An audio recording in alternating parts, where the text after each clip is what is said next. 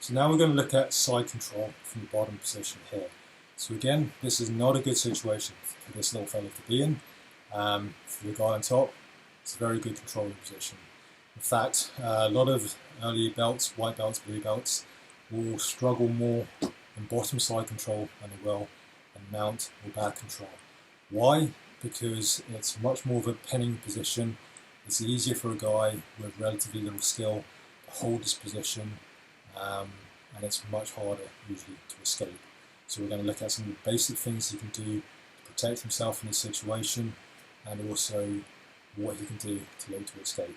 So, firstly, what is side control?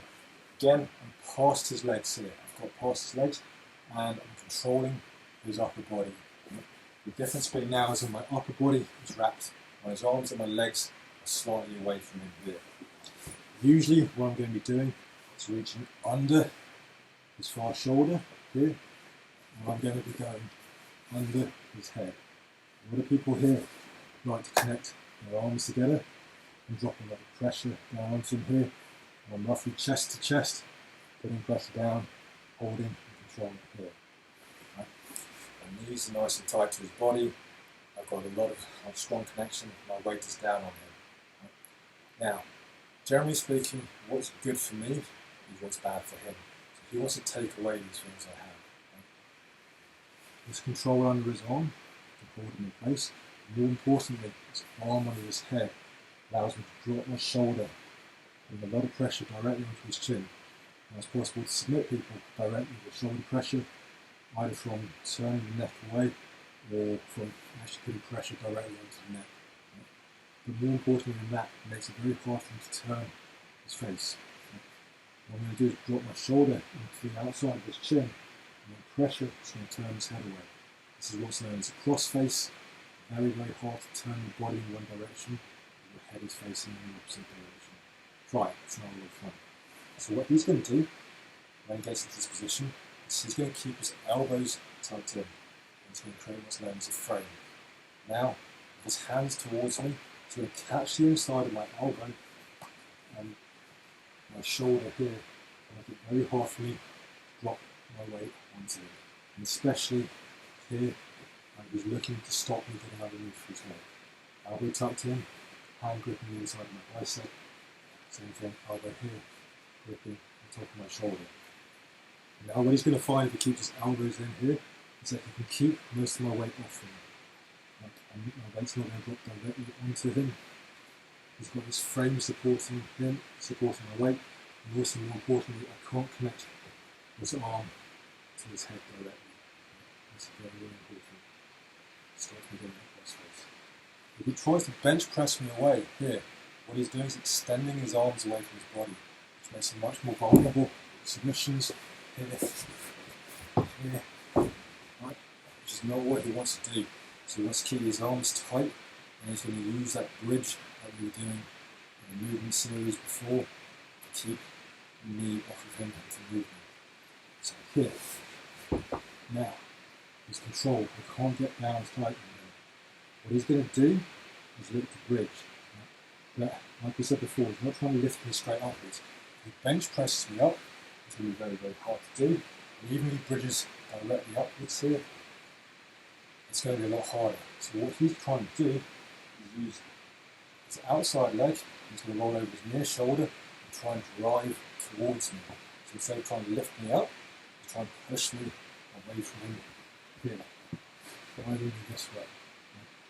Now, once he's moved out here, he's going to shrimp again, using his top leg and his one shoulder, drive his hips away, and from here he can either bring his legs back in, which is very easy for him to do when his legs come completely separate from his body here, or we can use that space to turn to his knees. Right? So, this is another ideal situation. Right. Let's go with his disembodied torso. So now, I'll demonstrate what's happening. I'm on my back. Here, he's looking to get his hand underneath my neck. Here, drop his shoulder onto my chin, turning my face away. Big weight.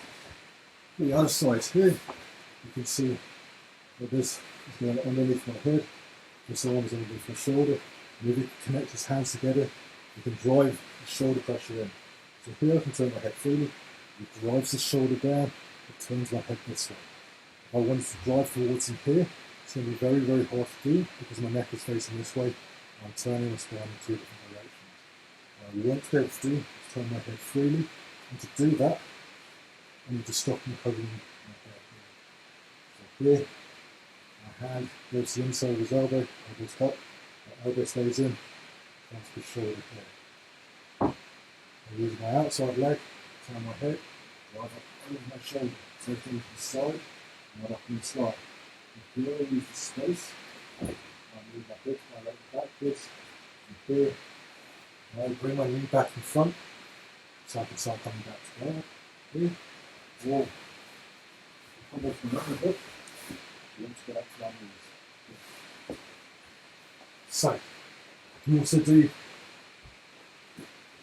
same thing here. He looks to hug my head. If he does this, it's going to drive my chin away, making it very hard for me to turn him. So what I'm going to do, as he goes to hug my head, keep my elbows in. I block his elbow, grab his shoulder here. So now, when my elbows are tucked in, here, I can keep his weight off. Here, I can turn my head freely, so I can use my outside leg, my inside shoulder, my near shoulder, turn my head, and drive and move him sideways. Not up in the air, but off to the side. Here, hopefully you can see, I'm now keeping him close to my arms. Here, I'm dropping my hips away from him. Right? So it's hold with my arms, and I drop away to make space.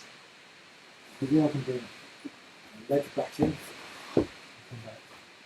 The guard situation, or once I've bridged up, move away here, and out of space, bring my arm onto the inside, and come up, and a double leg position, or turn position, looking to take him back down. So, basic side control escape, and bottom side control. Rest in peace.